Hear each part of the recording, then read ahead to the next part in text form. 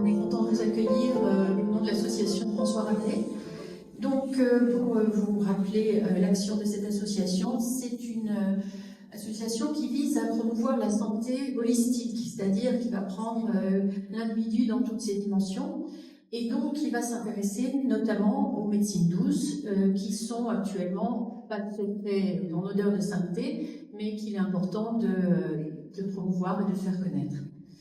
Donc on a aujourd'hui Aurélie Collin, qui est la directrice de l'Institut national d'homéopathie française et qui est également la vice-présidente de Réinfo Liberté.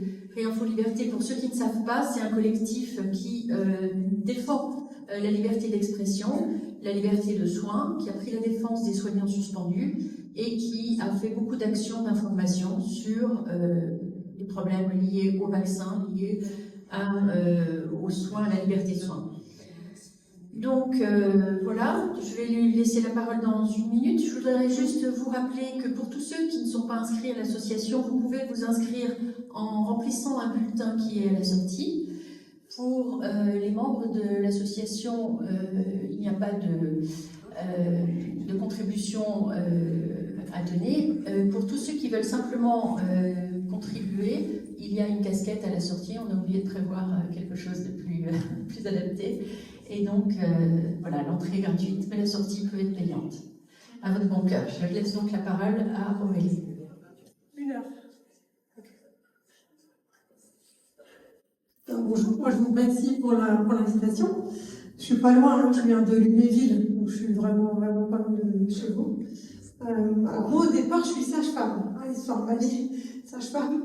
J'ai appris l'homéopathie en 2010 parce que mes patientes me disaient vous pouvez rien nous donner pour les nausées et vomissements de la grossesse. Tout était contre-indiqué, interdit, beaucoup de médicaments étaient supprimés chez la femme enceinte. Et elle me disait, mais formez-vous à l'homéopathie. Et moi je disais, mais je connais pas. Donc je me suis formée, puis j'ai aussi expérimenté avec mon fils qui a plein de problèmes de peau. Enfin, j'ai vu les actions de l'homéopathie sur un nourrisson, j'ai vu des choses. Et je me suis formée à l'INHF Paris. Et puis j'y suis restée comme assistante, enseignante. Et puis maintenant j'enseigne toujours. Et je m'occupe de la direction de l'école, qui est à Paris et à Marseille. Donc on a quand même de plus en plus d'étudiants. Voilà. Si jamais ça vous intéresse, j'ai ramené des flyers, je peux vous parler de l'école. Voilà, donc l'idée aujourd'hui c'était un peu de vous parler de l'homéopathie uniciste, donc je vais vous expliquer ce que c'est. Et est-ce qu'il y a un renouveau de l'homéopathie ou est-ce que c'est la fin? Il y a toujours cette question. Alors l'homéopathie, je ne sais pas si vous savez de quand elle date. Plus de 200 ans, hein, plus de 200 ans. Ça vient du 19e siècle. Donc au 19e siècle, il y a eu un foisonnement d'idées, plein d'idées, plein de façons de soigner et beaucoup d'idées. Alors est-ce que vous vous souvenez, par exemple, de la théorie de la physiologie? Il y a plein de façons de soigner qui sont apparues. Alors, la guérison par les fluides de Mesmer, peut-être ça, on peut s'en souvenir encore un peu. Il y a eu la frégologie, il y a eu le vitalisme, il y a eu le somnambulisme aussi. Il y a eu la physiognomie, le thomsonisme, et finalement on s'aperçoit que une des rares qui a traversé les époques, c'est l'homéopathie. Ça, ok, quand vous dites homéopathie, les gens, ça leur dit quelque chose. Oui, ces gens qui se soignent avec les plantes, c'est souvent ça l'image. Donc vient du 19e siècle, je fais un retour en arrière historique avec Hippocrate de Cos, qui était le premier médecin. C'est 5e siècle avant Jésus-Christ. Et Hippocrate, il a commencé à poser les bases de la médecine. Et lui, il a été le premier à dire il y a 3 façons de guérir, que vous avez tous déjà constaté. Le corps peut guérir par lui-même. Si j'ai un rhume, pas besoin de faire grand-chose, ça va s'arrêter. Pareil pour une grippe, hein, j'attends que ça passe. Donc il y a cette idée de la capacité du corps à guérir par lui-même. Après, il a posé la loi des semblables, Kahneman reprendra. C'est simila similibus curantur, le semblable peut me guérir. Par exemple, si j'ai des nausées vomissements, je pourrais boire de la tisane de camomille, parce que la camomille, quand vous la sentez, ça sent très très fort et ça donne des nausées.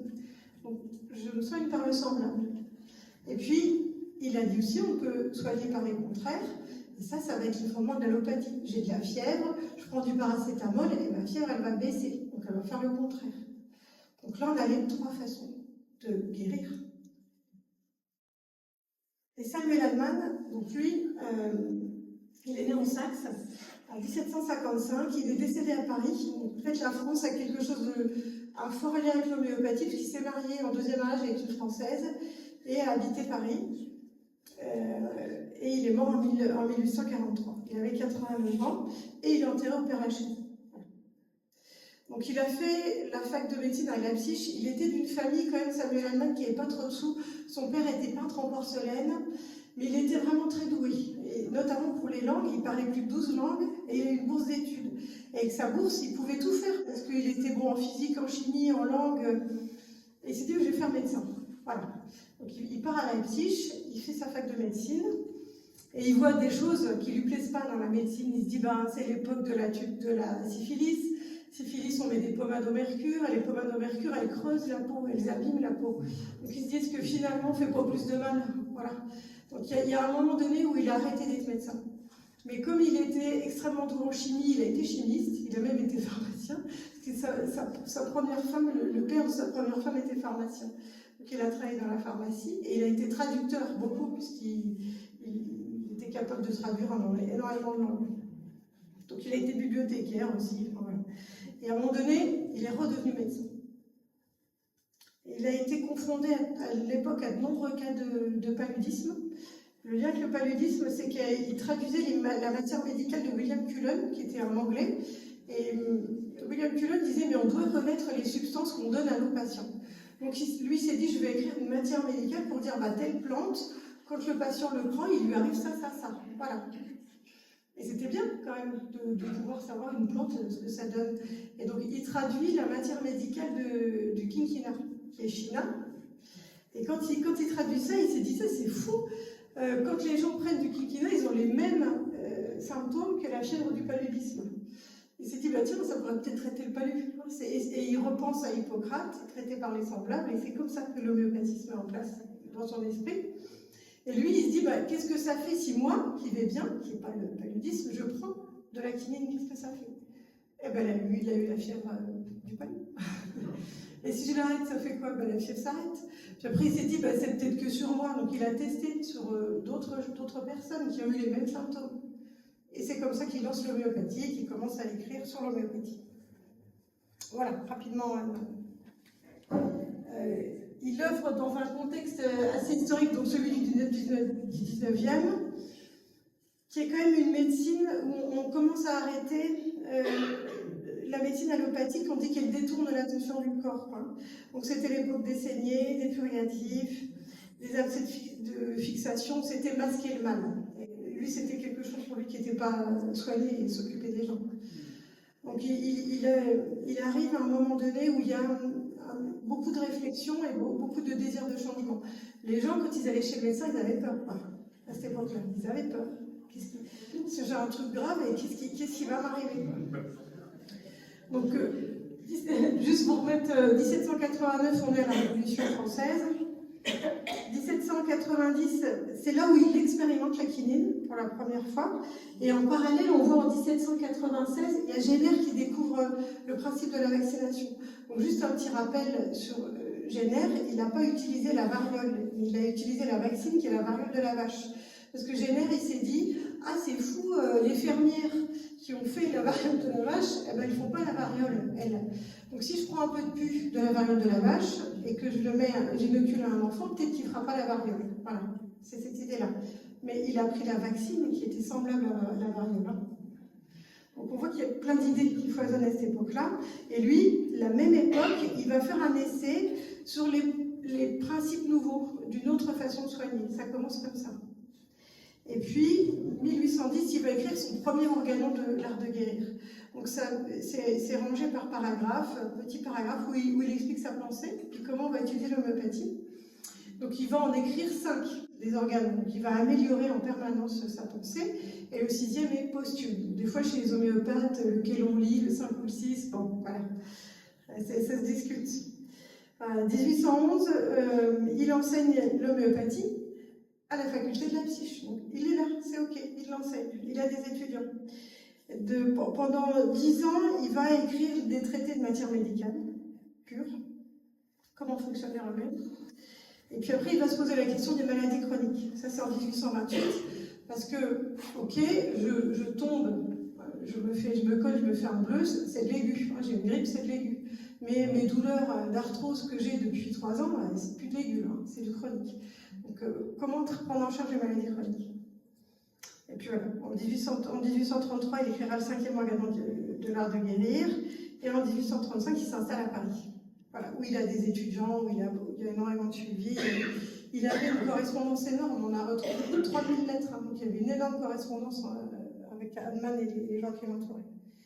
Donc, pourquoi il a choisi le mot homéopathie? Parce que ça vient du grec homéos qui veut dire semblable, et puis de pathos qui est souffrance. Donc, je vais chercher la semblable souffrance de mon patient pour lui donner l'équivalent. C'est ça l'idée. Et du coup, c'est lui qui a inventé le mot allopathie. Parce que allopathie, allo, c'est l'autre. Donc, c'est l'autre souffrance, l'autre maladie, l'autre façon de soigner. Donc, des fois, ça énerve les allopathes qu'on les appelle allopathes, parce qu'ils savent que c'est Hahnemann qui a inventé ce nom. Et j'avais un ami, c'était Olivier Soulier. Olivier Soulier disait toujours, quand les médecins prêtent le serment d'Hippocrate, en fait, ils prêtent aussi serment à l'homéopathie, puisque Hippocrate a dit qu'on pouvait soigner par les symptômes.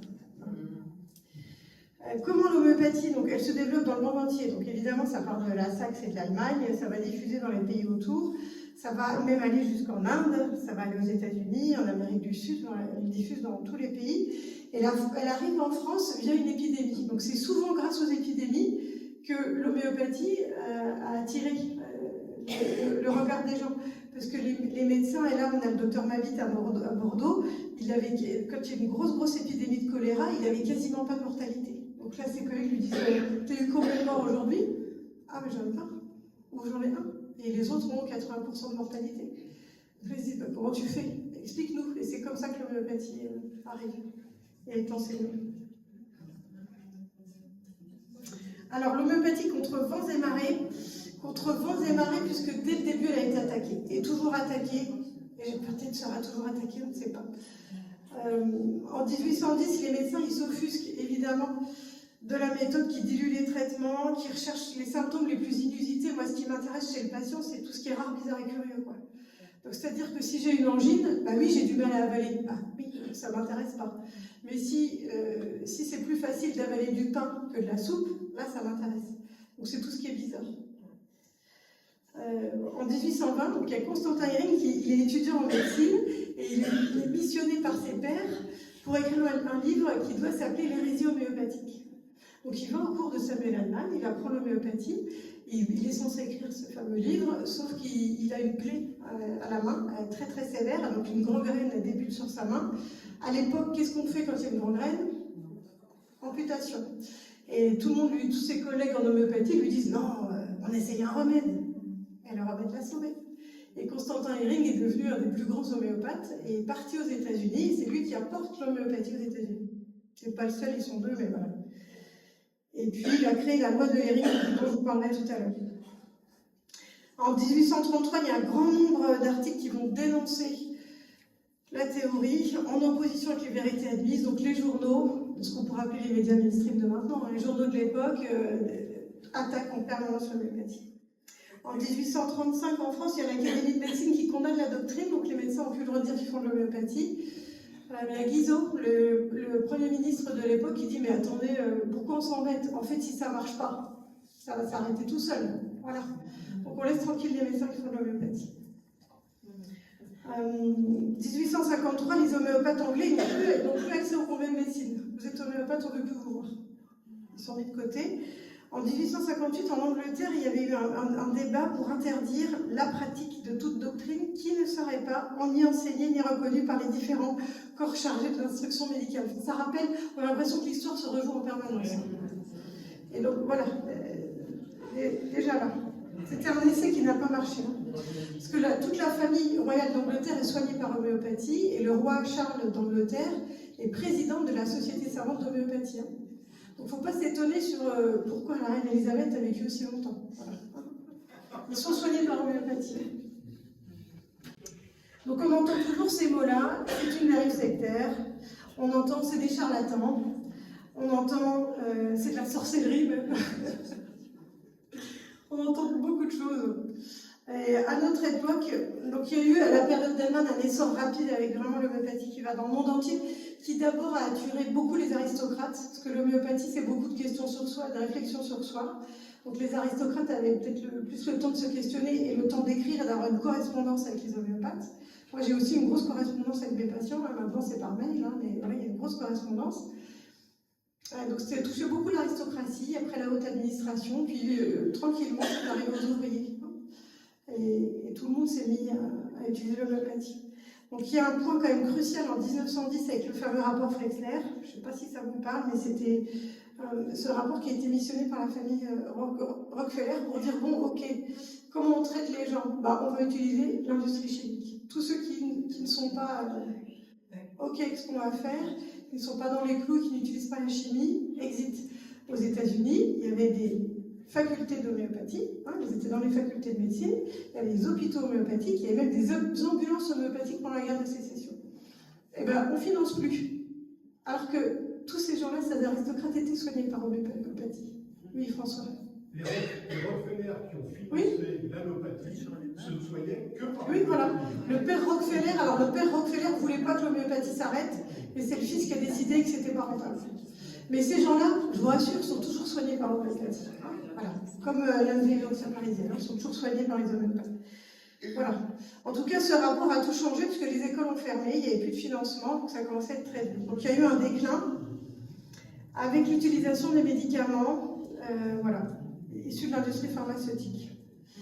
En France, en 1948, il y a eu une reconnaissance du remède homéopathique comme un médicament. Donc c'est toujours classé comme un médicament l'homéopathie, sauf qu'on peut l'avoir sans ordonnance. Voilà, pour l'instant. En 1950, donc, la France a une tendance un peu pluraliste, je vous en parlerai, mais ça a été le retour de l'unicisme en France avec Pierre Schmitt, qui était un homéopathe suisse qui a ramené l'homéopathie en France. Et en 1973, le gouvernement indien a officiellement reconnu l'homéopathie comme faisant partie de la médecine. Et en Inde, les étudiants de monde est très en lien avec les médecins indiens.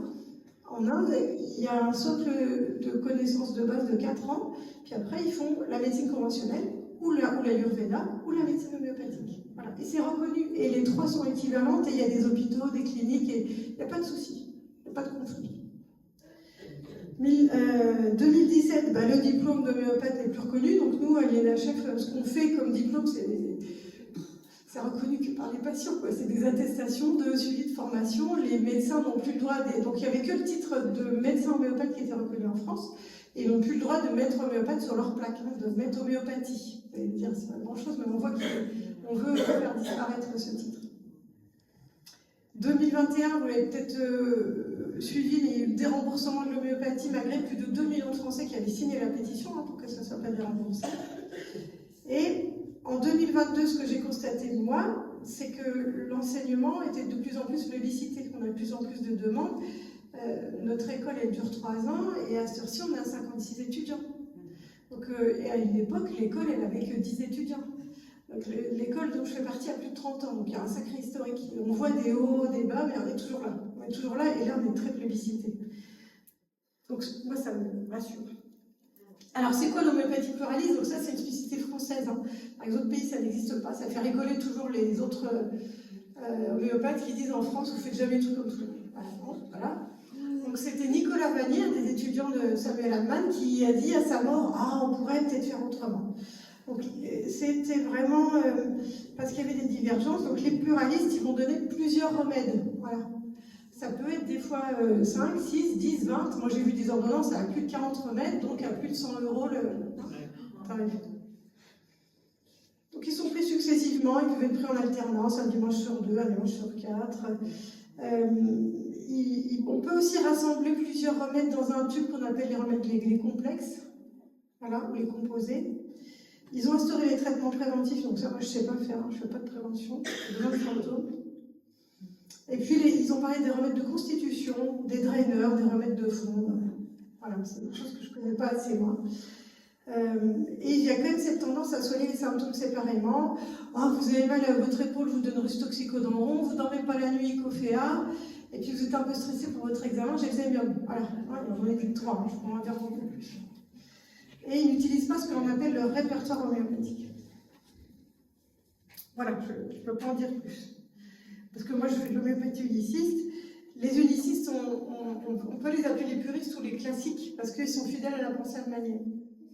Donc c'est dans les années 50 Pierre Schmitt qui l'a réintroduit en Europe. C'était formé aux États-Unis. Donc le principe fondamental de l'uniciste, on entend un, donc on va ne donner qu'un seul et unique remède, et on cherche ce qu'on appelle le similimum. Donc après on va nous dire, oui, vous cherchez le Graal, vous ne le trouverez jamais. On cherche pour le patient le remède unique qui lui colle, et qui pourra l'aider toute sa vie, quoi qu'il lui arrive dans sa vie. C'est ça l'idée.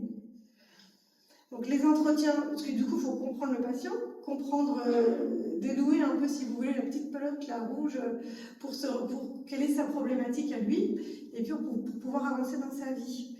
Donc c'est des entretiens de minimum 1 heure, voilà, assez long. Et puis on va prendre tous les symptômes rares, bizarres, curieux, et on va utiliser le répertoire homéopathique, qui au départ est papier, hein, je vous ai mis un papier là, et puis après va être informatisé. Donc nos étudiants, nous, en première année, apprennent toujours papier. Fin de première année, là je vais à Marseille en mars, fin mars on va commencer à introduire le répertoire informatique. Parce qu'il faut comprendre le chemin d'accès, c'est les mots du 19e siècle, c'est une pensée particulière, ça ne s'apprend pas comme ça en tout cas. C'est arrivé que des homéopathes pluralistes nous disent « Ah, on voudrait apprendre le répertoire », et là on leur dit bah, « Il faut venir en première année ». Souvent ils sont très bons que les animateurs médicales, mais il faut quand même revenir en première année. Pour le répertoire qui est quand même, c'est un art, l'art de répertoire. Voilà, et puis on va participer à des provings homéopathiques. Donc le proving, c'est ce qu'a commencé Hahnemann avec le quinquina, et c'est savoir comment ça fonctionne, le remède. Donc on prend un groupe de sujets sains et sensibles, et puis on leur dit, on a fait ça là, en octobre avec nos étudiants, vous prenez un remède et puis vous notez tout ce qui vous arrive. Donc évidemment, l'étudiant n'est pas seul, il a un superviseur et qui va tout le temps discuter sur ce qui lui arrive, et s'il a des gros soucis, on va antidoter. Par exemple, on a testé Cofea. Cofea, c'est le café. Donc, vous pensez bien qu'il y en a qui n'ont pas dormi de la nuit, hein, qui ont eu des périodes d'insomnie, et ceux qui étaient insomniaques se sont mis à dormir. C'est assez bon, quoi. Et c'est un grand remède de joie. Donc moi, qui participe au proving, j'étais très joyeuse et émerveillée par la beauté du monde. Et j'étais assisteron sur les hauteurs chez Philippe Guimont, c'est absolument magnifique. Et je trouvais tout beau et je ne voulais pas partir. Tellement c'était beau. Il y a vraiment cette beauté du monde. Voilà. Donc ces provings-là, ils nous permettent de dire, ok, donc Cofea, ça donne ça, ça, ça comme symptômes. Donc quand je vais trouver quelqu'un qui a les mêmes symptômes, je vais lui donner Cofea. Voilà. Donc Hahnemann s'est posé la question, qu'est-ce que la maladie? J'ai mis 3 petits kikis pour vous montrer qu'on est tous différents quand on fait une maladie, quand on fait la grippe. Il y en a, ils ont plus le nez qui coule, il y en a, ils ont plus mal à la gorge, puis il y en a, c'est plus les poumons, il y en a qui ont des douleurs musculaires, mais ils n'en ont pas. Enfin, comment on fait notre maladie? On est tous différents.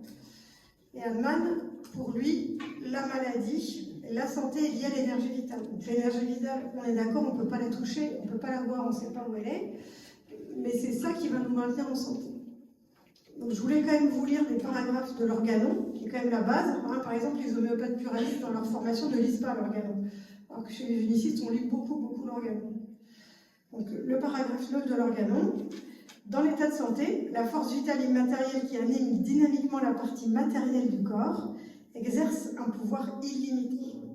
Elle entretient toutes les parties de l'organisme dans une admirable harmonie vitale, sous le rapport du sentiment et de l'activité, de manière que l'esprit doué de raison, qui réside en nous, peut librement employer ces instruments vivants et sains pour atteindre au but élevé de notre existence. Donc il y a eu beaucoup de questions sur c'est quoi le but élevé de l'existence. Et en fait, Hahnemann, dans ses écrits mineurs, pour lui, c'est de travailler toujours plus pour se rapprocher de Dieu. Il y a aussi cette idée, en plus on est en période de carême, de travailler beaucoup sur soi et sur son corps pour atteindre une perfection. Paragraphe 12, il n'y a que la force vitale désaccordée qui produit des maladies. Quelquefois, on rencontre des gens et il y a quelqu'un qui dit « Ah ben j'étais dans un endroit où quelqu'un avait la grippe ». Et après, il y en a qui ont eu la grippe, puis il y en a qui n'ont pas eu la grippe. Parce qu'on a une énergie vitale différente. Il y en a, ça leur a rien fait, puis il y en a, ils avaient une énergie vitale un peu plus basse, et là, boum, ils ont été malades. Donc, le symptôme de chaque patient, c'est l'expression de son énergie vitale désaccordée. Donc, c'est hyper important, c'est spécifique à chacun, donc d'avoir les symptômes. Donc, les 3 grands fondements de l'homéopathie, ça va être, le premier, c'est la loi de similitude. La loi de similitude, c'est que toute substance qui est capable de déclencher des symptômes chez un sujet sain et sensible, donc ceux qui ont fait le proving, eh ben, elle est capable de guérir un individu malade qui est sensible à cette substance. Et il y a toujours des gens qui ne sont pas sensibles, ça peut arriver. Et puis dont l'ensemble des symptômes caractéristiques vont correspondre à ce qui a déclenché la substance. C'est vraiment le semblable. Et c'est toujours dans les limites de la réversibilité de la maladie. On est d'accord que si je suis sur le toit et que je tombe du toit, je ne vais pas prendre l'homéopathie. Hein. Je vais aller aux urgences, je vais me faire repérer, enfin voilà. Dans les cas lésionnels, l'homéopathie, ça va être un palliatif pour la douleur, ça va être un assistant. On ne va pas soigner un cancer avec l'homéopathie, on est bien d'accord. Mais moi, j'ai des patients qui ont leur suivi conventionnel et qui viennent me voir pour les nausées vomissements de la chimiothérapie, pour les brûlures de la radiothérapie, et qui vont voir, puis des fois juste pour l'angoisse. Des fois, c'est angoissant d'aller au rendez-vous. Donc voilà, c'est aussi un accompagnement. Le deuxième fondement, c'est l'infinitésimalité. C'est-à-dire que Hahnemann, au début, prenait à dose modérale, puis après, il s'est dit, bon, ça donne des intoxications. Hein. Donc si je dilue, ça donne quoi? Il dilue un petit peu, ça marche. Il dilue, et il dilue au point de diluer dans l'espace. Hein. Ça marche, ça marche toujours. Donc, bon, il se dit, tiens, c'est intéressant. Et en parallèle de la dilution, donc Hahnemann faisait ses consultations à cheval. Donc, il avait tous ces petits remèdes dans des sacoches. Et il s'est aperçu que quand il faisait un long chemin à cheval, le remède, il marchait mieux. L'efficacité était différente. Et là, il s'est dit, ok, mais il faut dynamiser. Donc, c'est ce qu'on appelle les succussions. C'est taper le remède. Et je vous parlerai un petit peu de physique tout à l'heure. Et on comprend le lien avec la physique quantique. Donc, les remèdes bien secoués marchent mieux. Donc, l'infinitésimalité, c'est je dilue et je dynamise. Voilà. Il faut que ça soit dynamisé.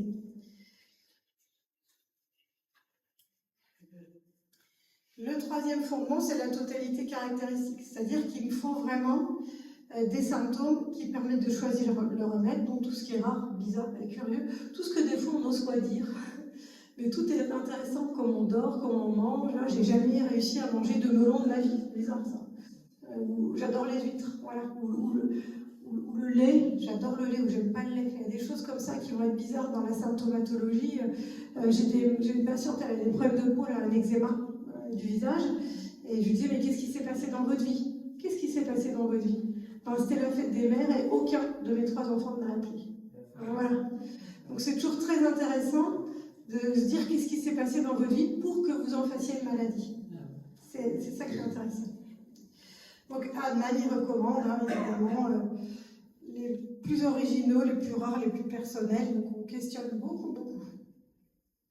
Et comment elle agit l'homéopathie? Donc chacun a sa façon de faire sa maladie, c'est sa maladie naturelle, qui a un niveau d'énergie. Et l'homéopathie, elle va arriver en face, c'est une maladie artificielle, du coup l'homéopathie, qui va donner un autre niveau d'énergie. Supérieur, c'est mieux, à la maladie naturelle, pour que le corps aille voir ce qui se passe dans la maladie artificielle et oublie la maladie naturelle. Et la maladie naturelle va s'en aller. Donc on ne répète pas les remèdes toutes les 5 minutes dans l'homéopathie uniciste.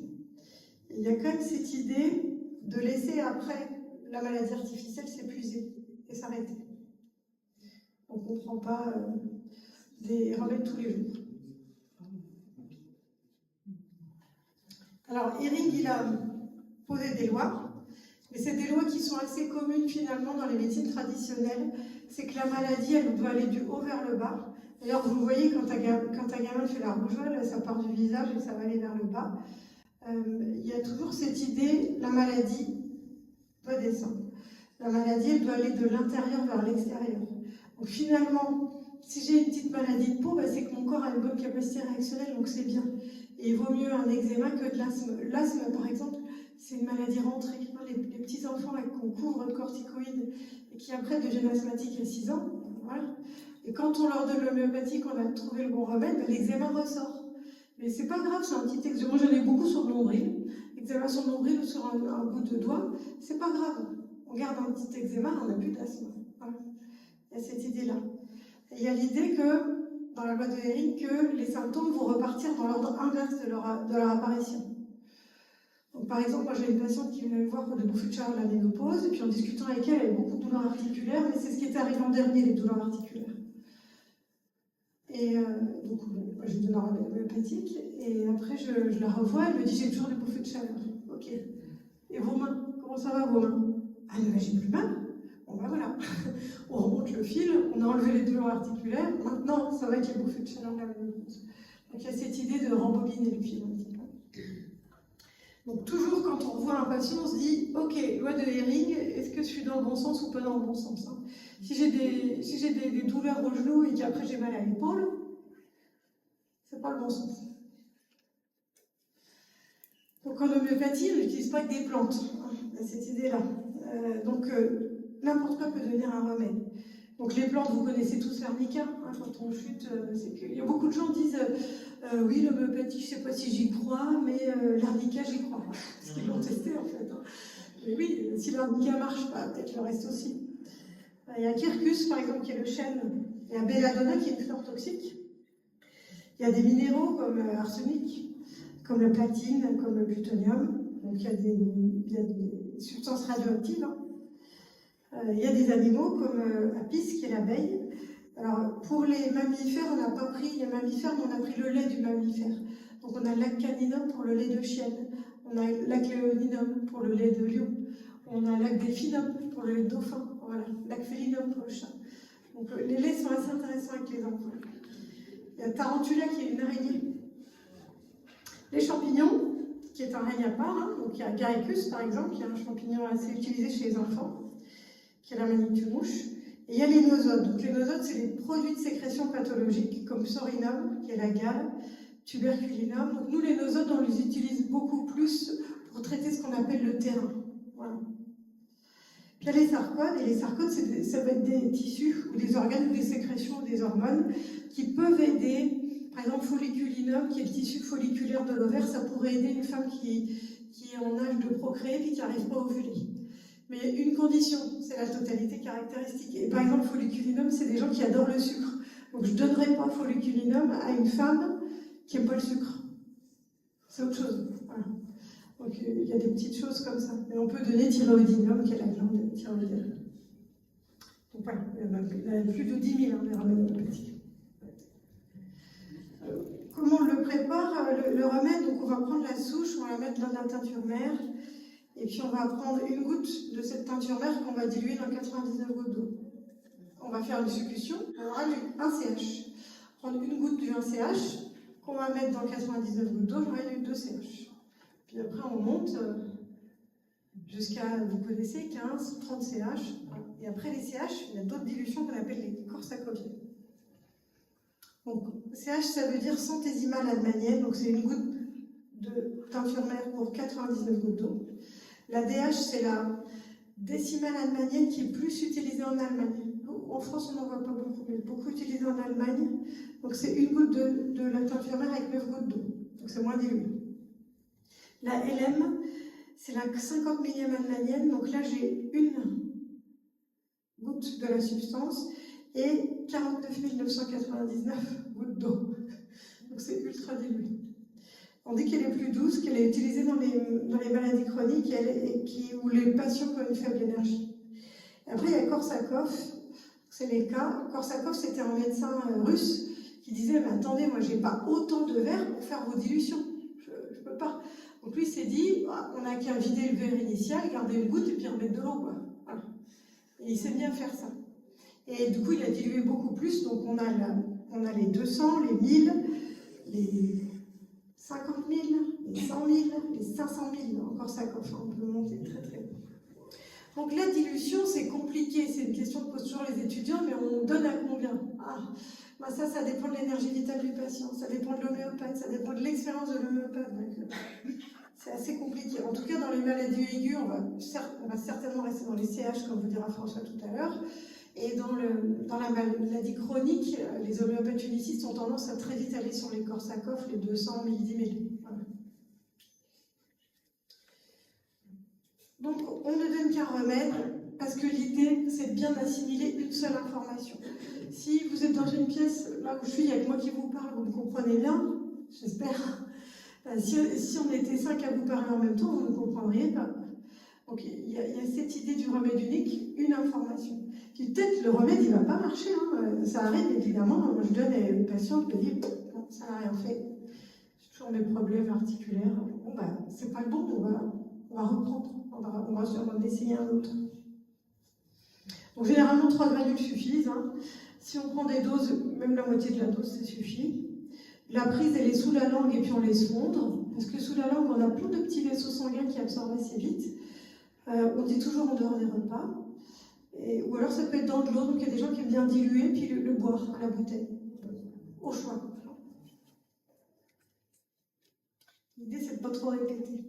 Donc, on m'a dit, jusqu'en 1988, en fait, que l'homéopathie, c'était des chimères, quoi, qu'on ne savait pas l'expliquer. On pouvait l'expliquer de façon expérimentale, parce qu'Hahnemann guérissait des gens. Alors, on a tous, moi, un de mes plus beaux cas cliniques, c'est un petit garçon qui a un syndrome Gilles de la Tourette. Donc, vous voyez ce que c'est, le syndrome Gilles de la Tourette, hein? Ben, il l'a plus. Et ça fait 4 ans. Donc, on se dit, c'est fabuleux. Voilà. Donc, il y a des choses comme ça assez intéressantes. Et puis après, la physique s'est mise à réfléchir sur l'homéopathie. Il y a des physiciens, des scientifiques qui se sont mis à réfléchir. Donc, si vous prenez le cadre de pensée de la physique classique, il dit, bon, bah, c'est tellement dilué leur histoire que c'est juste de l'eau et du sucre. Voilà. Donc, c'est l'effet placebo. D'ailleurs, Marie, tu es là, tu as fait ton mémoire, non, ta thèse de médecine, hein, sur la consultation homéopathique. Sur le pourquoi ils ont choisi ça, faisait ça. Ouais, voilà. Et sur l'entretien qui quand même était assez intéressant, il y avait la possibilité de dire est-ce que c'est l'effet placebo, parce que les patients sont 1 heure avec un entretien, enfin, les gens sont contents, ils peuvent parler. Donc rien que ça fait du bien. Il n'y a pas que ça qui fait que l'homéopathie va fonctionner. Et puis il y a cette idée de la mémoire de l'eau, et que l'eau a la capacité d'engrammer une information et de pouvoir la retransmettre. Donc il y a un film qui a été fait qui s'appelle La science de l'homéopathie, avec un livre qui s'appelle La science de l'homéopathie, ça va avec. Donc il y a eu plusieurs films, mais là c'est scientifique, mais très bien expliqué. Le réalisateur, c'est Jean-Pierre Haddad, et Jean-Pierre, il est étudiant en médecine. Sauf que Jean-Pierre s'est dit, bon, avant il est ingénieur, il a repris des études de médecine plus tard, il s'est dit, mais pourquoi cette médecine est autant attaquée? C'est ça en fait. C'est la seule qui a été autant attaquée, décriée, mais pourquoi on lui veut autant de mal? Il s'est dit, il y a un truc, je vais aller voir. Voilà. Alors, je ne pense pas que Jean-Pierre sera homéopathe un jour, hein. C'est juste qu'il avait envie de se questionner, d'apprendre des choses. Donc il a interviewé énormément de personnes, dont le professeur Montagnier, le professeur Marc-Henri, et a écrit un livre avec le professeur Marc-Henri. J'en ai ramené aux éditions Exuvives, j'en avais un peu chez moi, donc si ça vous intéresse, j'en ai ramené. La mémoire de l'eau, en premier, on le doit à Jacques Benveniste.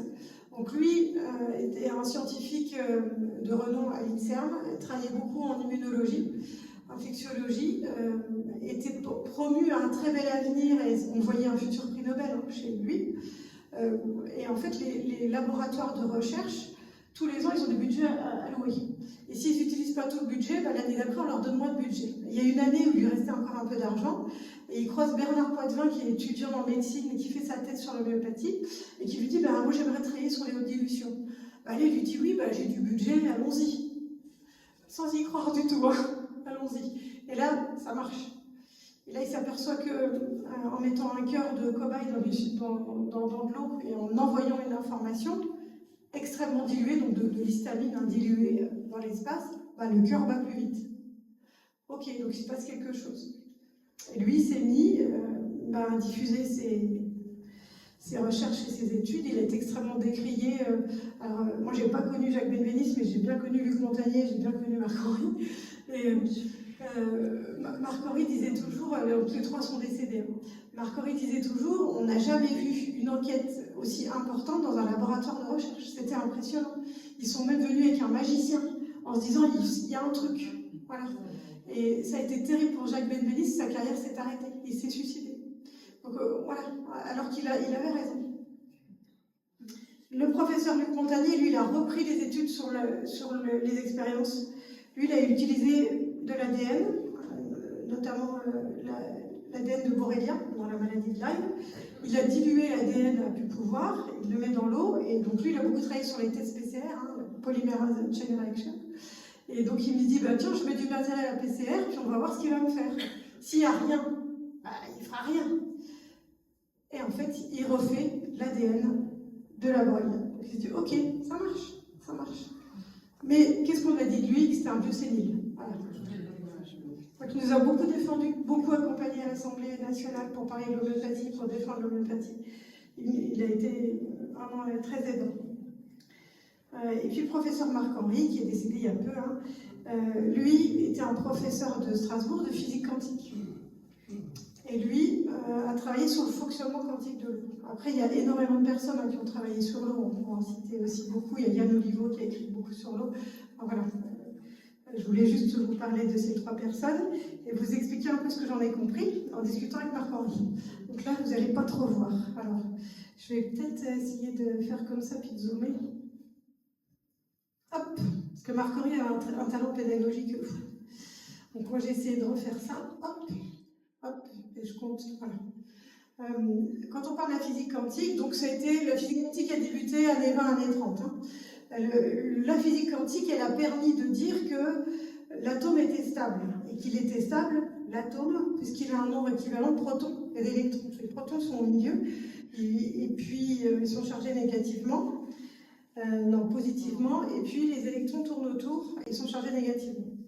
Donc c'est ça qui va nous permettre de dire que l'atome est stable. Ça, c'est une des premières étapes de la physique quantique, qui est reconnue par tous. Et puis après, les accélérateurs de particules sont arrivés.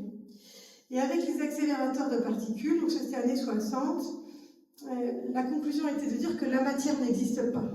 Et que la matière, elle a été créée par le vide. Et qu'est-ce que le vide? Est-ce que le vide, c'est quelque chose de vide? Il n'y a rien. Et en fait, Marc, il disait toujours, le vide n'est pas rien. Et il est parcouru par une énergie qui est virtuelle. Et il y a cette notion que finalement, on est fait de vide. Parce qu'on a plein d'espaces de vide dans notre corps. Et comment on communique avec le vide? Eh bien, n'importe quelle molécule peut communiquer avec le vide. Mais c'est mieux si cette molécule, elle est simple, donc pas trop d'atomes. Comme ça, il y a moins de couches entre les atomes et il y a plus d'espace de vide. C'est mieux si elle n'est pas trop lourde, donc si elle a une masse moins importante, donc un petit poids moléculaire. Et puis, c'est bien qu'elle soit en abondance partout, sur la planète et sur notre corps. Donc, l'heureux élu, c'est l'eau. Puisque l'eau, c'est H2O, donc c'est 2 atomes d'hydrogène. Et l'hydrogène, c'est le plus léger. Et puis de l'oxygène. Donc c'est l'eau qui va pouvoir transmettre le plus d'informations, et on l'explique de façon très très simple. Donc les électrons de l'eau vont être excités par le vide. Mais peut-être vous connaissez la loi de la thermodynamique. En thermodynamique, on dit que rien ne se perd, rien ne se crée, et que tout se conserve. Donc si l'eau est l'empreinte de l'énergie au vide, elle doit lui rendre. Elle doit lui rendre, c'est comme ça. Mais l'eau est en lien avec plein d'autres molécules d'eau, et en fait, on peut imaginer un terrain de foot où toutes les molécules d'eau, elles jouent entre elles avec l'énergie qu'elles ont créée. Et elles s'échangent cette énergie. À un moment donné, elle retournera au vide. En tout cas, elles sont capables de s'échanger l'énergie. Donc la molécule d'eau, soit elle rend l'énergie au vide, soit elle la garde, cette énergie, puis elle la communique aux autres molécules d'eau. Et c'est comme ça qu'on voit apparaître l'idée de ce qu'on appelle les domaines de cohérence. Donc les domaines de cohérence, là on voit un bac avec de l'eau, et on voit des chiffres en bleu, et ce qui est écrit 0, c'est des zones où l'eau n'est pas excitée, et en rouge avec un 1, c'est les zones où l'eau est excitée. Et on voit les domaines de cohérence apparaître. Et donc, on arrive à côté, excité on met 1, pas excité on met 0, et quand on a des suites de chiffres, c'est quoi? C'est une information. J'arrive à coder l'information. Donc, je peux avoir une information transmise à l'eau qu'elle pourra retransmettre à son tour. Et les domaines de cohérence, ils peuvent exister que s'ils sont posés sur une surface. Si l'eau est en contact avec une surface. Donc, dans le corps, on a la membrane lipidique des molécules, des cellules. Et puis, on a l'air aussi. L'air qui permet à l'eau de déposer ses domaines de cohérence. Et en homéopathie, je vous ai dit qu'est-ce qu'on fait? On fait des succutions.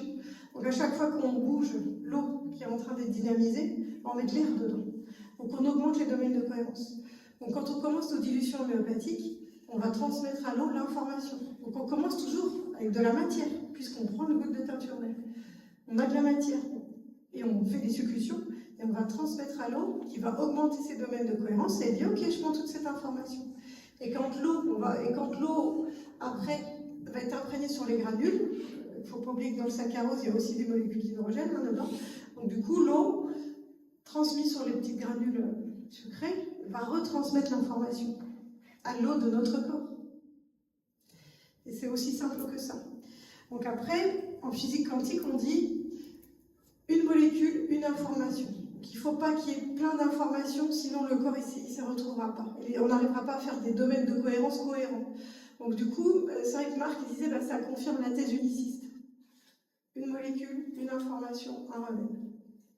Donc plus on dilue, on voit là qu'il y a une substance, puis plus on avance, moins il y en a. Et des fois on dilue, il n'y a plus de pouvoir, mais chez nous, plus on dilue, plus il y a de l'énergie. Et l'information, elle est là. Donc l'homéopathie, ça traite par l'information, et pas par la dose pondérale. Voilà. J'espère que ça va, que je ne vous ai pas perdu dans la physique quantique. C'est pas évident, mais c'est scientifique aussi l'homéopathie, je pense que c'est important de le dire. Et puis donc il y a en Allemagne Alexander Tournier qui travaille sur la science de l'homéopathie, sur les dilutions et sur la mémoire de l'eau, et qui a fondé un institut qui s'appelle la Escherichia Homeopathic Research Institute, qui était à Londres et qui maintenant est en Allemagne. Et ils font des super travaux très très intéressants. Et peut-être, je ne sais pas si vous savez, mais le nouveau Premier ministre des États-Unis, Robert Kennedy, qui est avocat, a une association qui s'appelle Children Health Defense. Et ils viennent de faire un film sur l'homéopathie, médecine du futur, incroyable.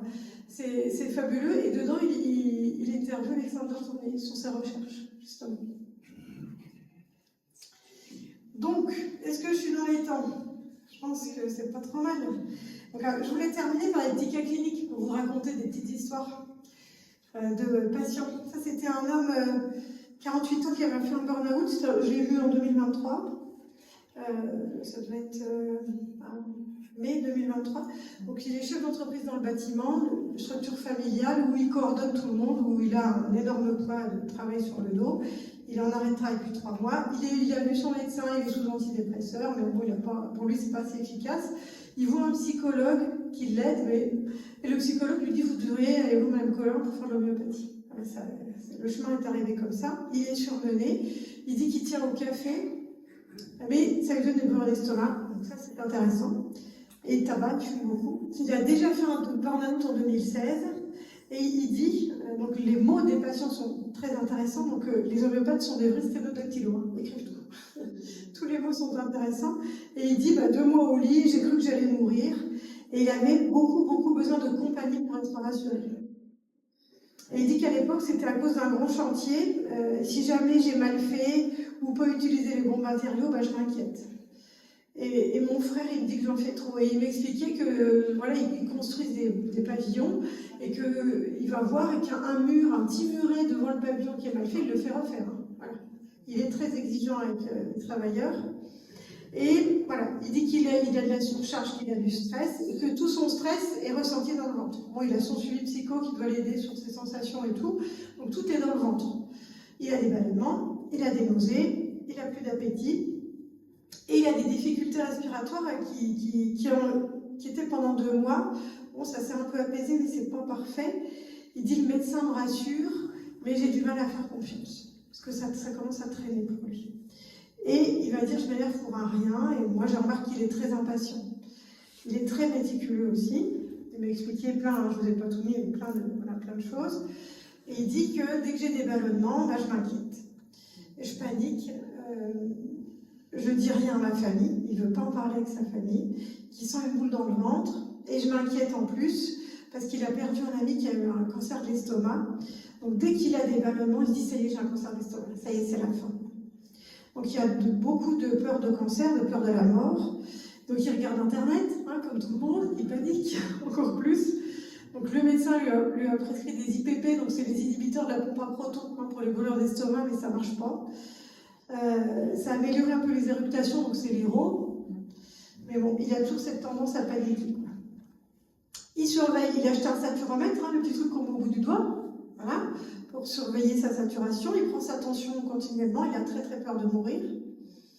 Je lui demande comment est le sommeil, il a beaucoup d'angoisse. S'il est très angoissé, il a une hyperidéation, donc il pense à plein de trucs, puis il ne dort pas de la nuit.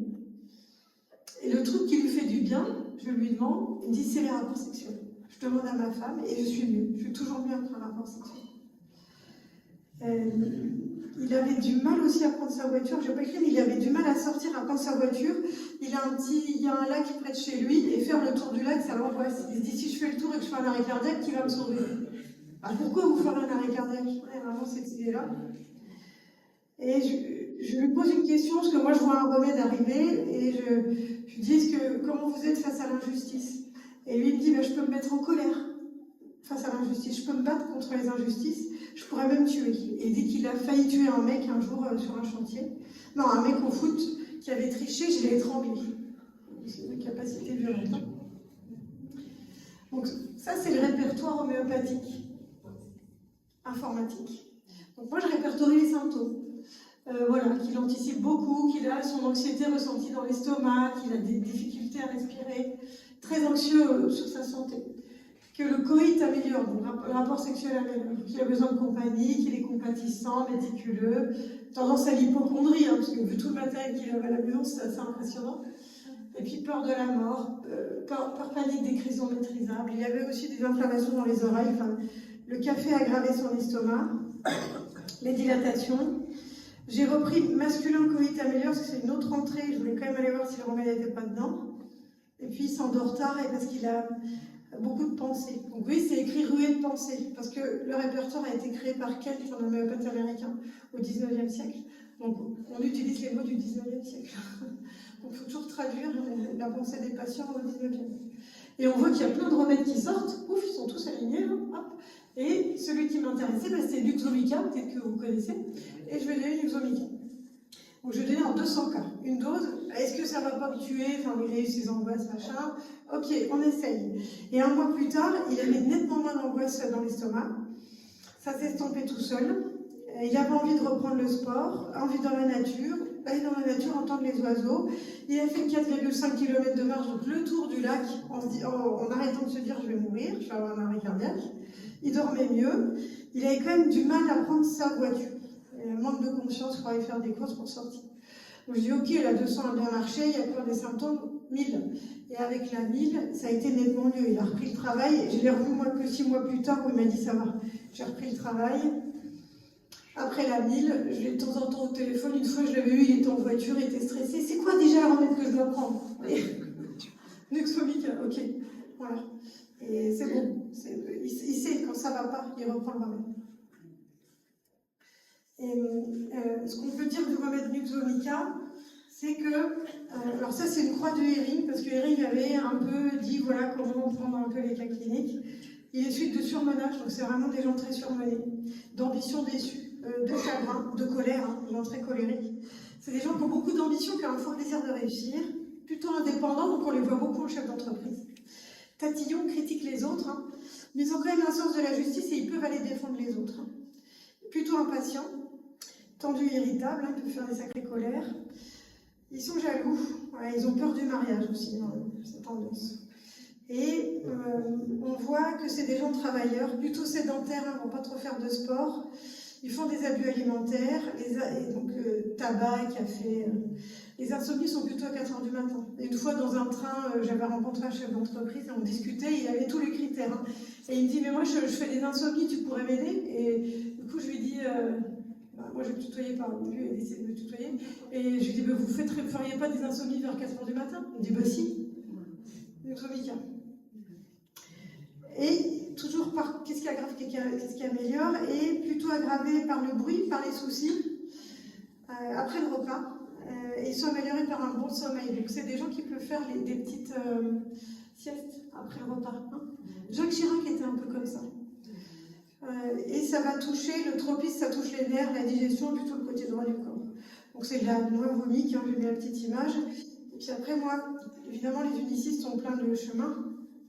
Moi, je travaille avec des groupes qui travaillent sur la métaphysique de l'homéopathie. Et l'idée, c'est de sortir l'essentiel et le génie du remède. Le génie de Luxomica, c'est de se dire que c'est des gens qui sont surmenés et qui ont des idées préconçues sur tout. C'est pour ça que c'est des fois un peu compliqué d'aller discuter. C'est le tableau de Luxomica. Et puis, je voulais vous raconter une petite histoire. Alors ça, c'était il y a plus de 12 ans. Un enfant de 8 ans avec une gastroentérite, il est très pâle, très fatigué, mais assez agité. Il est anxieux, il a peur de la maladie, il demande à voir le médecin. Et il a des diarrhées brûlantes. Et il doit aller à un goûter d'anniversaire. Là, il ne va pas y aller, dans l'état où il est, c'est pas possible. Et puis j'ai donné Arsenicum Album en 9CH. Donc, François vous en parlera, je pense, tout à l'heure. Une petite dose. Non, t'en parles. Une petite dose en 9CH. Une heure après, il était guéri. Il est allé à la fête d'anniversaire. Ni vu ni connu. Voilà. Donc, dans l'aigu, ça marche tout de suite. Et si ça ne marche pas, c'est pas le remède. Dans le chronique, ça marche des fois pas longtemps. Et puis il faut monter en dilution. Il faut rappeler l'information. Dans l'aigu, ça marche tout de suite ou ça ne marche pas. C'est aussi simple que ça. Voilà. Donc, Arsenicum Album, on dit que c'est l'amour du corps.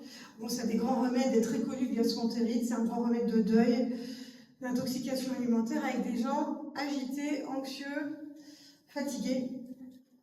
Bon, il y a une idée de la maniaquerie qui range bien leurs affaires, tout est assez propre, ils n'aiment pas, ils ont très peur des maladies, il y a une tendance à l'avarice. Et tout brûle, leur corps est froid, mais à l'intérieur ça brûle, tout est brûlant à l'intérieur. Voilà, ils ont souvent soif pour des petites quantités d'eau froide, plutôt aggravées après minuit par l'effort. Ils aiment bien la compagnie, la chaleur qui s'occupe d'eux. Touche beaucoup la peau, les muqueuses, les nerfs. Voilà. C'est un remède qu'on utilise beaucoup, quand même, on a vu, on l'utilise beaucoup. Bon, pour conclure, l'homéopathie, c'est un symbole de liberté. Elle s'est toujours opposée au monopole. Et puis elle est publicitée par les patients. C'est aussi simple que ça. Moi, c'est ça qui m'a fait me lancer dans l'homéopathie, parce que les patients disaient, mais formez-vous. Ah oui, du coup, je vais me former. Beaucoup de gens très connus ont été soignés par l'homéopathie. Alors, je sais pas, il y a la famille d'Angleterre, il y a Paganini, il y a Mark Twain, énormément de gens connus qui utilisent l'homéopathie. Et Mark Twain, il disait vous devez vous estimer bien heureux que l'homéopathie ait pu résister aux assauts des allopathes qui voulaient sa mort. Et la question qu'on peut se poser aujourd'hui, c'est est-ce que c'est vraiment les allopathes qui veulent sa mort? Est-ce que c'est pas l'industrie pharmaceutique qui veut sa mort à l'homéopathie? Voilà, Donc on peut se poser cette question-là, surtout quand on repense au rapport externe. Voilà.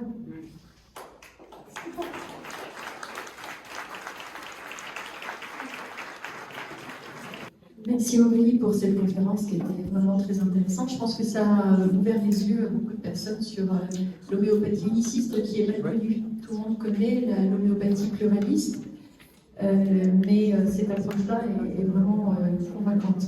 Alors, je vais céder la parole à François Carr qui va nous parler de l'homéopathie en urgence, donc un domaine d'application qui n'est pas forcément le plus connu, mais qui vous permettra peut-être de vous constituer une petite trousse pour partir.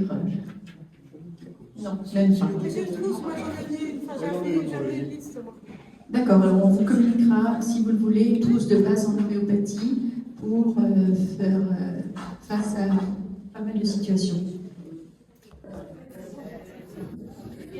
Bonjour, je suis François Carr, je suis pharmacien, je baigne dans l'homéopathie depuis 40 ans.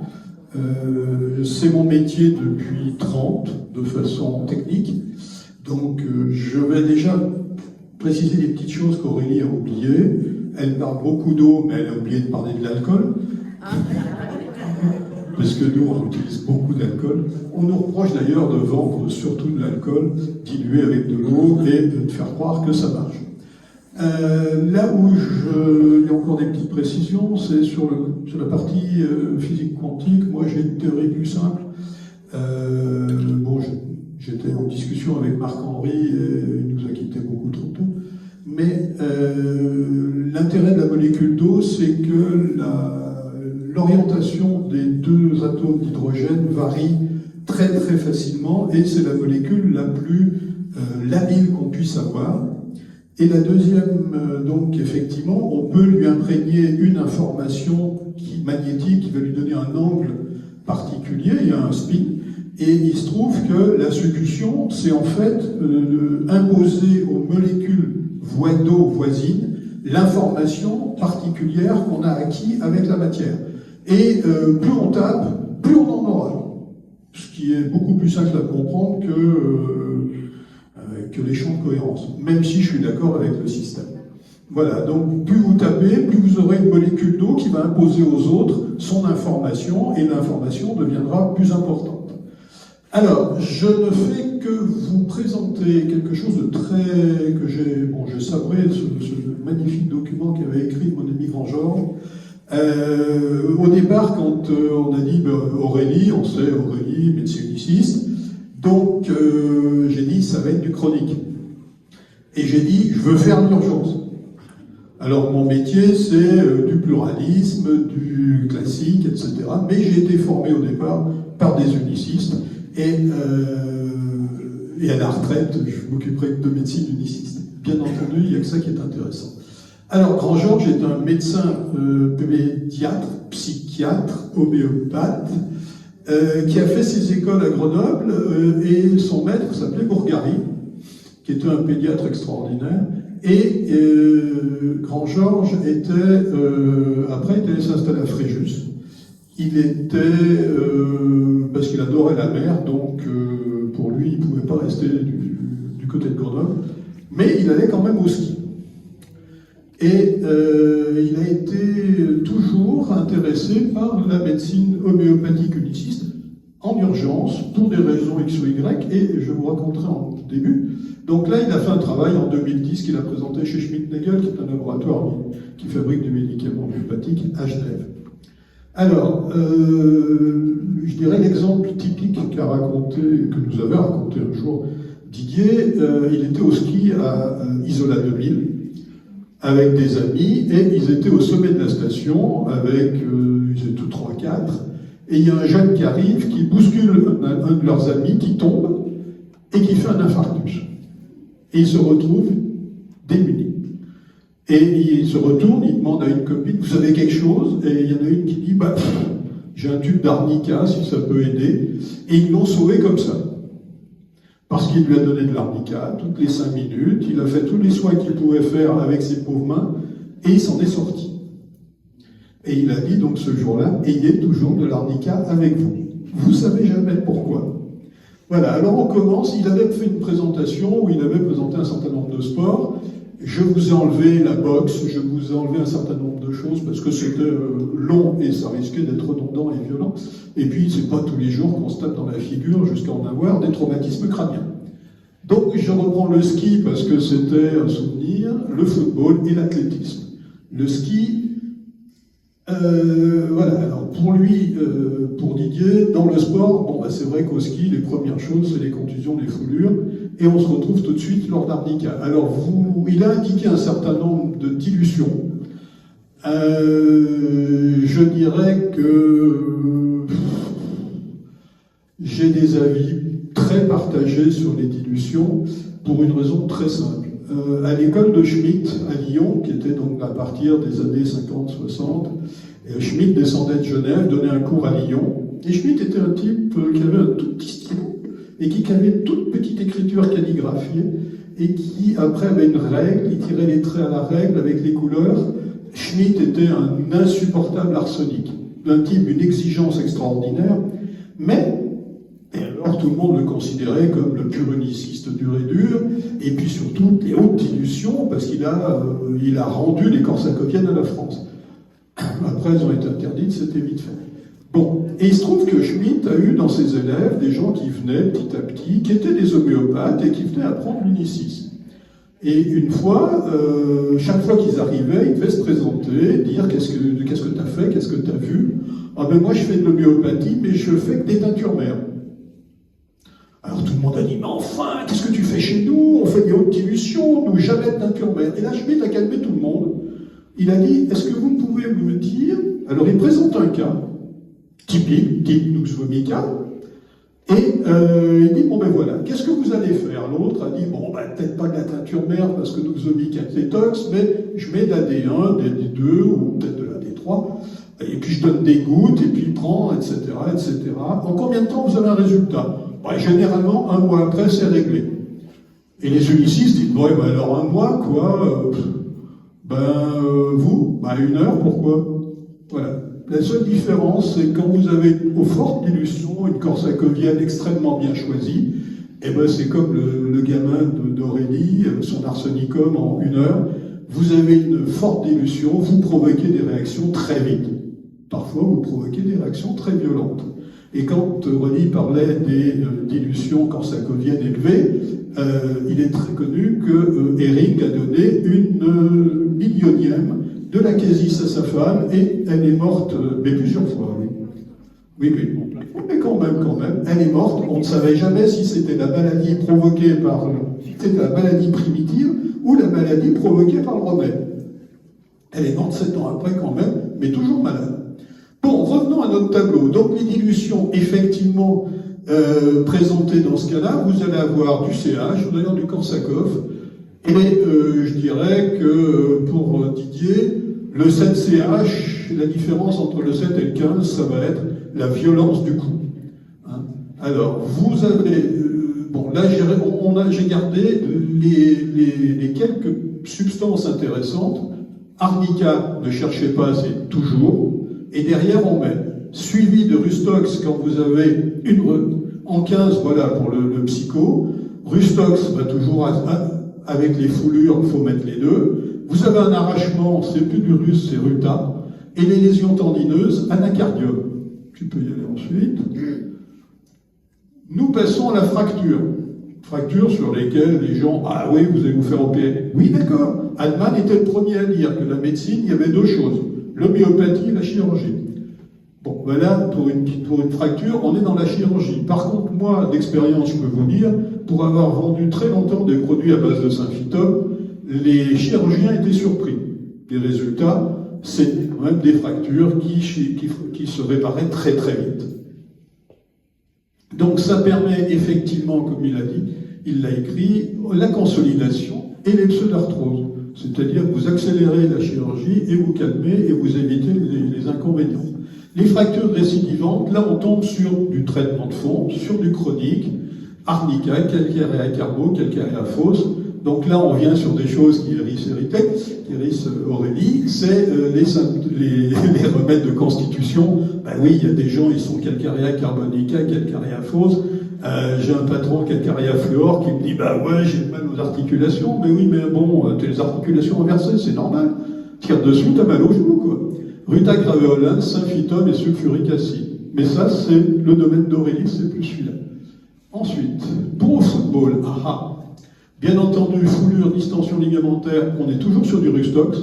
Rustox est aggravé par du froid humide. Mais il est amélioré au mouvement. Un Russe aura toujours... Ah oui, non mais attends. D'abord, Rustox a mal. Rustox se lève doucement et petit à petit, il va arriver à bouger. Voilà. Effectivement. Vous avez à côté les dômes pâles qui sont soulagés par le froid humide. Alors, c'est effectivement la différence entre les deux, mais les dômes, c'est un remède de rhumatisme, surtout de petites articulations, de gouttes, et c'est le grand remède de l'œil au beurre noir. Il est très spécifique. Et là, on voit, selon l'importance de la liaison, la récidive des dimélisations, c'est 9, 30, 200, 1000, voire 10 000 aussi. Donc, effectivement, on ne va pas soigner la foulure et la distension en 3 minutes. On va peut-être commencer par une basse dilution, une 9CH, passer une 30, puis après passer au Korsakov, ou attaquer en 200K tout de suite. En cas d'arrachement, décollement périosté avec hématome important, donner Ruta. On tourne toujours autour de ces deux remèdes en complément d'arnica. Alors, les vieilles foulures qui laissent des séquelles, douleur en flux, rechute facile, un remède remarquable, strontium carbonicum, 30, 200 et 1000. On ne cherche même pas en bas, c'est normal. Je dirais même, on attaque à 200, voire même à 1000. En cas de choc sur les seins, un remède qu'il faut retenir, Bellis pérennis, quelles que soient les circonstances. Vous tombez dans la rue, votre sac est trop lourd, vous écrase les seins, c'est Bellis pérennis. Et là, vous prenez ce que vous voulez, voire même de l'huile de Bellis que vous tartinez, c'est aussi efficace. Les coups de pied avec échymose musculaire aux parties molles, mollets, jambes, cuisses, fesses et ailleurs, arnica 7, 9, 30, 200, 1000, 10 000, ce que vous voulez. Les hautes dilutions s'utilisent si le choc comporte un choc nerveux. Il est évident que quand vous avez un retentissement psychologique, on va toujours utiliser des dilutions plus hautes tout de suite. Paul, en cas d'échec, ce sera conium maculatum. C'était sur quoi? Ah, sur le précédent, oui. Sur les seins aussi, oui. Les synovites après foulure, rustox, cilia periostite, ruta. Finalement, avec 3 ou 4 remèdes, on fait une bonne partie du foot. Les dislocations, luxations, réduction d'abord, et 3 granules pendant plusieurs jours, d'arnica 200K, rustox 200K. J'ai gardé tous les exemples avec dilution pour vous montrer que, de toute façon, on utilise soit des CH, soit des corsacoviennes pour des résultats qui vont se reproduire. Et effectivement, plus la pathologie va être importante, plus vous serez dans du Korsakov. Ensuite, on en est où? Toujours au football. Ah oui, j'ai beaucoup aimé ça, je l'ai appris. La lésion du ménisque, c'est iodome. Alors, je n'ai pas creusé le truc. Une dose par semaine, donc ça va être du chronique, il va falloir du temps, mais ça le fera. La fracture, donc c'est toujours symphytome. 3 granules matin et soir pendant un certain temps, mais il faut l'accompagner, là, c'est toute la cicatrisation comme ça. Sulfurique acide, c'est le remède de ceux qui ne se sont jamais remis d'un accident. Voilà. Sulfurique, il est en plus en train de se brûler de l'intérieur à coup d'acide. L'insomnie, la blessure légère se corrige avec une dose de Stita pulmonaria 200. Ça aussi, je l'ai appris, tu vois. Alors, les chocs à la tête doivent être traités par arnica toutes les demi-heures pendant 3 ou 4 heures. Effectivement, l'homéopathie à basse dilution, répétition. Basse dilution, répétition. On peut donner de l'arnica toutes les 5 minutes au départ, sans problème, pour avoir une efficacité qui se tient et qui accroche. Les tendinites, on est toujours sur anacardium, oui. Et puis après, en cas d'échec, passer à rustox. Qui généralement marche mieux sur les chevaux, c'est dommage. Les lésions du cartilage appellent argentum metallicum. Athlétisme, vous remarquerez qu'on a toujours les mêmes choses, les mêmes troubles, les musculaires, les fouilles des entorses, c'est de arnica 200, rustox derrière, et si besoin, natrum sulfuricum si les autres ne sont pas assez efficaces. Vous avez un claquage, la douleur suraiguë dans les mollets, agaricus, qui est original, c'est des champignons. Et si on devient incapable de tout mouvement, bryonia. Alors, 9 CH toutes les demi-heures jusqu'à sédation. Bryonia, c'est aussi un excellent remède ORL, ou quand vous avez une sinusite et que quand vous avez même mal aux yeux, vous commencez à vous allez commencer à vous faire des aérosols. Il faut boire, il faut des aérosols de cocotte minute. Vous respirez les vapeurs chaudes et vous preniez Bryonia. Mais c'est typique. Vous êtes bloqué, rustox vous permettra d'avancer doucement. Bryonia, vous ne bougez pas. Et tant que vous n'êtes pas guéri, vous ne bougerez pas. Athlétisme. Alors, pour les grandes distances, crampe du mollet, cuprom. Le sujet pense qu'il n'est pas à la hauteur de l'épreuve. Là, on voit le côté du psychiatre homéopathe. Moi, j'avoue que je suis dubitatif sur les crampes et cuprom. C'est vrai, c'est radical. Les crampes de la nuit. Ah, de la nuit. Les crampes nocturnes. Ouais, alors moi, j'aime bien cuprom acide. Et pas cupromètre. Et encore, valérianicum. Mais d'expérience, je n'ai jamais eu d'efficacité sur mes crampes. Donc, il faut chercher ailleurs. Surmenage des coureurs, ça sera de l'arnica, même avec des crampes. La faiblesse des genoux, calcaréa fausse. Les genoux qui allaient lâcher et se tordre. La faiblesse des chevilles, natrum carbe. Et l'essoufflement trop rapide, platina. Peut-être que platina, il vole un peu trop haut pour le... Voilà, platina voit toujours les choses très haut. Il ne voit jamais ce qui est en bas. Alors, l'insolation, ça, je tenais à ce que le citer. C'est sensation que la tête va exploser, c'est clonoïnum. Donc, c'est nitroglycérine. Clonoïnum, c'est un remède de grosse urgence. Dès que vous avez un risque de la sensation de tête va exploser, c'est ça. Il faut presque l'avoir tout le temps sur lui à partir d'un certain âge. Et derrière, on a, si vous avez que des céphalées battantes, avec une tête rougissime et des sueurs chaudes, vous avez belladone. Séquelles d'insolation, c'est après glonoïne, vous attaquez natrum carbe, parce que vous avez une tête un peu en flou. En cas d'insecte de corps étranger, éliminez-le, surtout la douleur et la piqûre avec Coccus cacti. L'œil au beurre noir, c'est les DOM, comme je l'ai cité tout à l'heure, 2 à 3 doses à quelques heures d'intervalle. Alors, en homéopathie, ah oui, il avait sorti une bande de losers, ceux qui ne réussiront jamais. Aurum metallicum, c'est le casse-cou, mais prêt à tout pour arriver à ses fins. franchement malhonnête. Muriatic acide, lui, il s'est pas remis de la mort de sa mère et il a des hémorroïdes. Et Nux vomica, il recherche désespérément tous les stimulants qui pourront l'aider. Parce que le tableau qu'en a fait Aurélie tout à l'heure, il était quand même très gentil. Nux vomica est d'une humeur insupportable, vachement autoritaire et alcoolique. Mais bon, s'il dort pas la nuit, c'est qu'il sait quand même le soir pour se détendre, il s'envoie au whisky et il finit au café. Et après il dit je dors pas. Ah oui mec, tu peux pas. Voilà. Mais ça le détend hein, quand même l'alcool. Il n'y a pas que le sexe. Dans de nombreuses circonstances, l'homéopathie fait face à une demande immédiate. Comment y parvenir? Anticiper en composant une trousse d'urgence qui vous permettra d'avoir l'essentiel sur vous. Voilà, moi j'avais fait très court. Merci pour votre attention. Alors, je voulais ajouter des petites choses. Oui, ben attends, tu la commenteras après. Oui, alors effectivement, aconite 200, panique, peur des accidents. En fait, aconite, vous le donnez tout de suite dès qu'il y a eu quelque chose d'inhabituel, inattendu, un coup d'éclair dans une journée ensoleillée, un accident, suite d'accident, suite de peur, c'est aconite tout de suite et en 200 cas, bien entendu.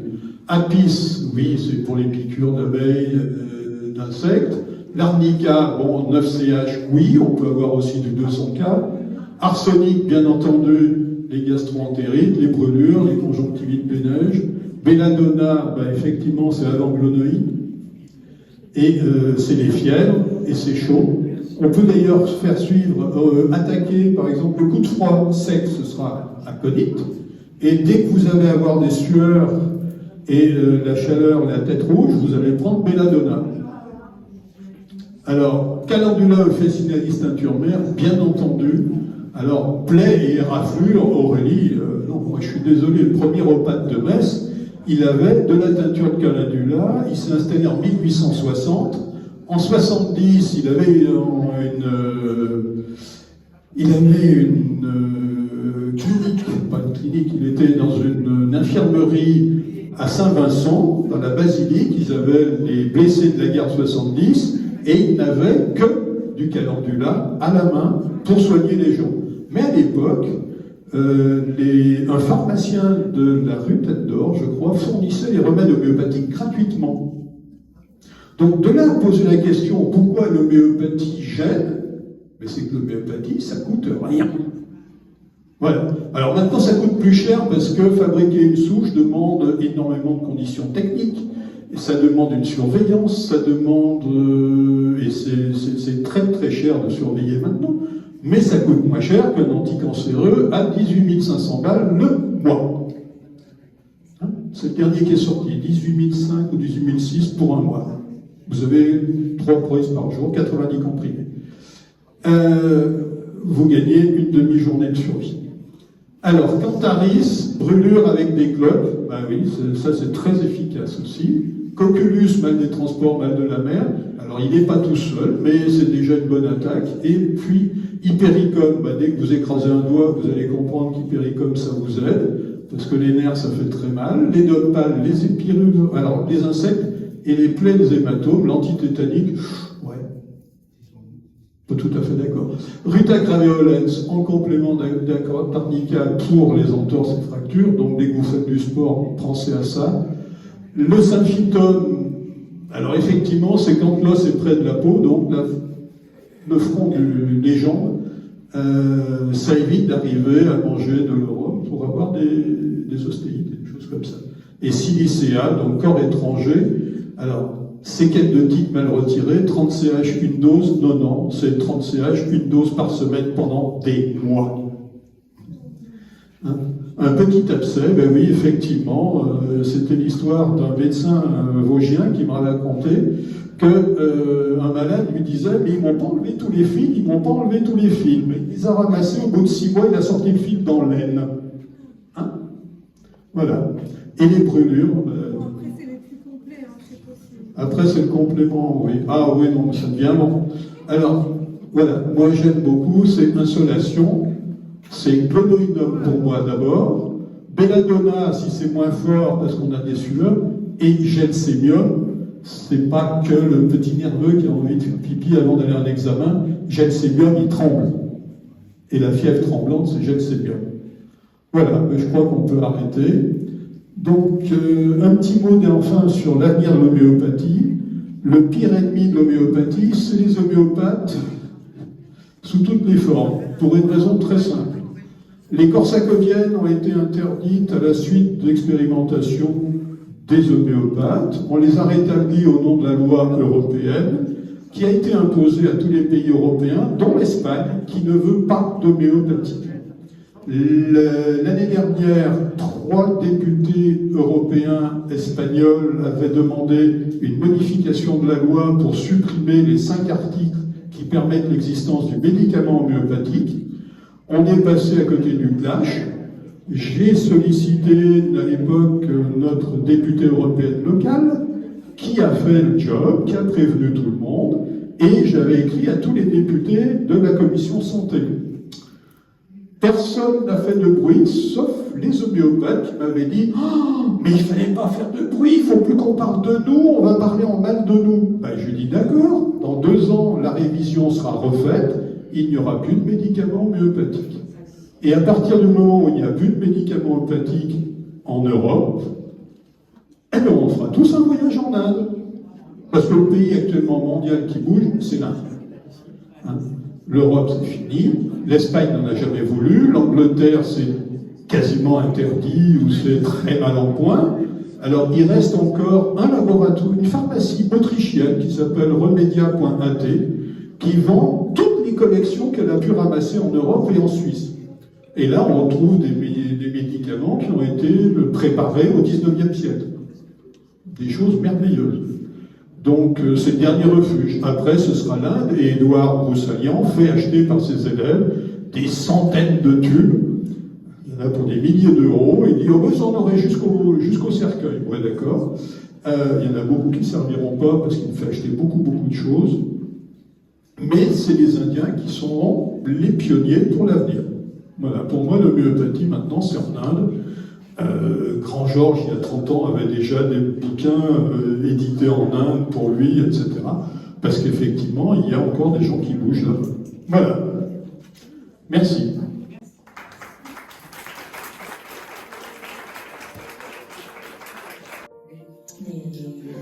Les particuliers puissent assister à ces conférences. Donc je vais peut-être laisser le micro à chacun pour se présenter brièvement. Voilà, donc on est 7 membres fondateurs et Hervé Damar également, voilà, plus 1 qui a rejoint un petit peu l'équipe. Donc je vais commencer par moi tant que j'ai le micro, donc Barbara Oubre. Voilà, je représente la psychologie. On est tous des professionnels de la santé, somatique ou psychique. Voilà, je suis maître de conférence en psychologie à Metz et je suis la secrétaire de l'association. Voilà. Et comment tu t'appelles? Barbara Oubre. Alors, je m'appelle Coralie Herbeval, je suis chirurgien pédiatre spécialisée en orthopédie. Alors, je suis rassurée parce que j'ai appris tout à l'heure qu'en médecine, il y avait l'homéopathie et la chirurgie, donc ça va, mon existence est encore justifiée. Et je suis vice-présidente de l'association. Voilà, je passe la parole à François. Bon, François Eckhart, je suis pharmacien industriel en homéopathie à Metz. Je suis médecin au Luxembourg, médecin généraliste au Luxembourg, habitué des tribunaux, abonné aux tribunaux. Je vais y retourner bientôt pour défendre la liberté de la médecine.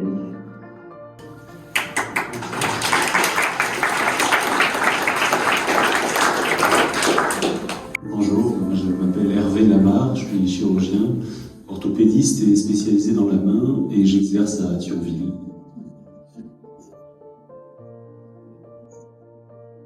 Bonjour, Martine Carr, docteur en pharmacie et nutritionniste. Voilà.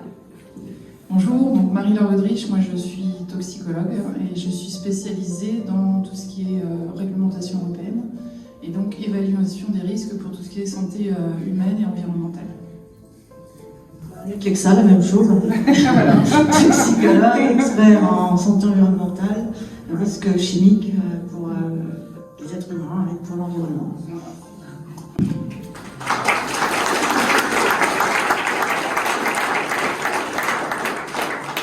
Juste un petit rappel, toutes les personnes qui veulent s'inscrire à l'association sont les bienvenues et vous avez les bulletins d'inscription qui sont au fond de la salle.